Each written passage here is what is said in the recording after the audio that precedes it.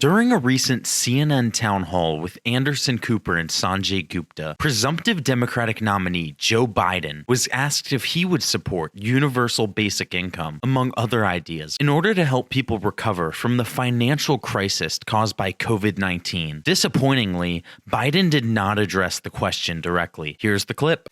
The coronavirus will have a profound impact on our lives for years to come.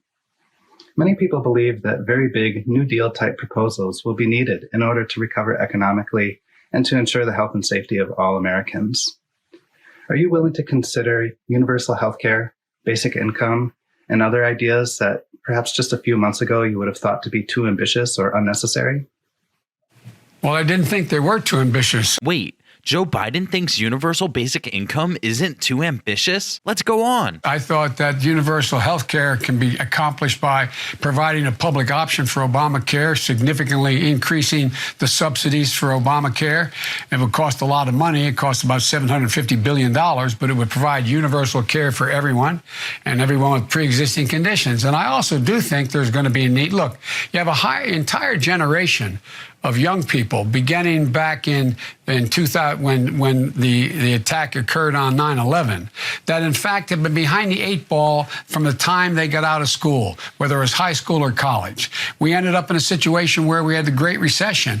People who had opportunities that would have otherwise been available to them for good paying jobs found themselves in real trouble. They weren't able to get those jobs. They weren't available to them. They also had significant student debt. They found themselves, and now look what's happening. You have a whole generation of people between the ages of 18 and 30 who are going to be further put behind the eight ball here because this is going to provide, look what's happening in terms of employment across the board. Here, Biden seems to somewhat grasp the fundamental problems that have undergirded American society for decades. However, he fails to propose any actual solutions to these problems besides universal health care, which will help someone stricken with coronavirus, for example.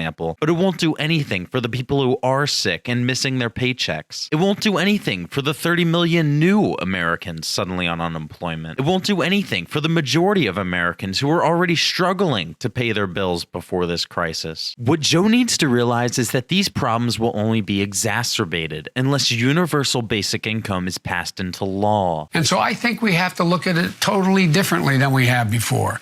And I think the way to get through this is we have to deal with stimulating the economy, but then we have to deal with recovery. Oh my gosh, is Joe finally going to support universal basic income? And the way you deal with recovery is universal basic income? Is you think much bigger than we have before. It's like the New Deal. Think of every great change that's taken place. It's come out of a crisis. We worried about the elderly. We ended up with Social Security. We worried about labor. We ended up with more labor union. We worried about a whole range of things. And what we did, we expanded opportunity.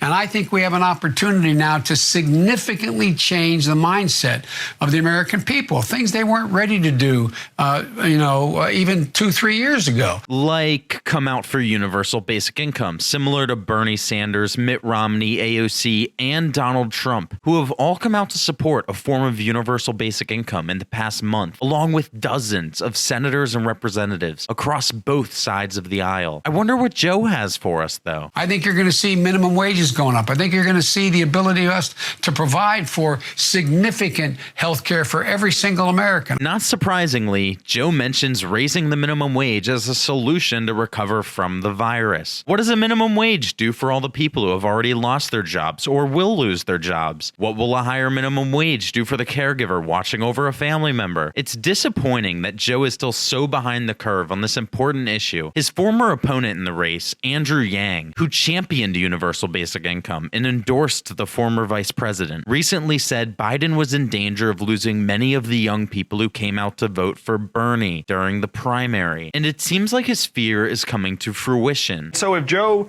says this is going to be a return to business as usual, he's in danger of losing many of the young people that came out for Bernie, that supported my campaign. He has to show that, look, we know that this economy is not working for many, many Americans, millions of Americans who feel left behind.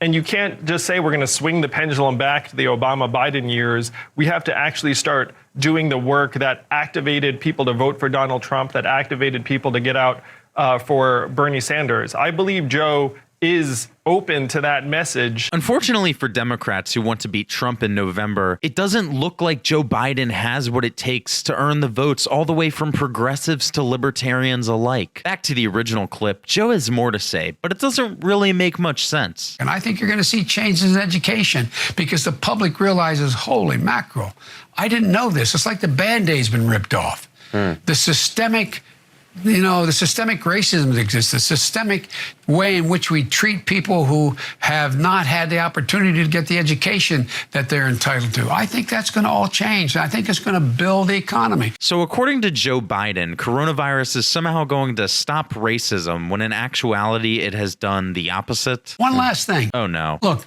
Anderson, you and I have talked about this. We have an opportunity now to take in a recovery act, a real recovery. We can fundamentally change the science relating to global warming. And we can seriously create 10 million good paying jobs. We can do it. It's within our power to do it. We can put in 550,000 charging stations along our highways. We can own the electric vehicle market. We can set up a transmission system across the country where we invest billions of dollars to do it so we can transfer across the country to every area of the country. Wind and solar energy, new battery technologies, all the things that are out there that are going to be able to provide people in organized labor, people who we are educating in terms of science and technology. I mean, there's so many opportunities, and I think the country's going to be ready for it and going to need it. Vice President Biden, we appreciate your time. Thank you. I'm optimistic about this. I really am, guys. We're going to come out of this stronger. It's going to be hell getting out of it, though.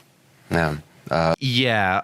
The original question was about whether you would consider an idea like universal basic income to stimulate the economy. And you ended by saying we need more wind and solar. The fact is that Joe Biden, if elected president, will be the face of the Democratic Party. If he won't come out for or even explain why he doesn't support a UBI, it shows that he does not have the capability to adopt new ideas that will excite the voters that he will need to show up to the polls if he's to defeat Trump. And it sends the Democratic Party in the complete wrong direction. He should reconsider his view. Put the money in our hands.